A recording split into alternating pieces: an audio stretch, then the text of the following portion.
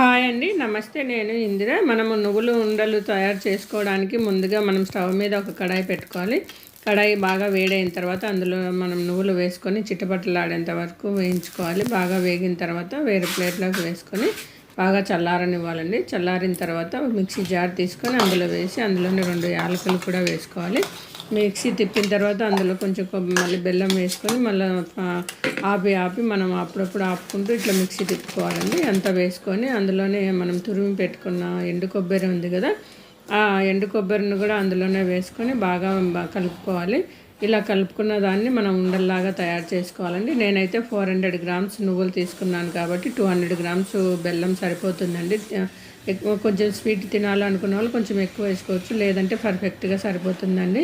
ఇవన్నీ ఉండల్లాగా తయారు చేసుకొని ఒక బాక్స్లో మనం అలా పెట్టుకున్నాం అనుకోండి, ఎప్పుడు కావాలంటే అప్పుడు తినేయచ్చు. ఓకేనా అండి? బాయ్ అండి. Thank you.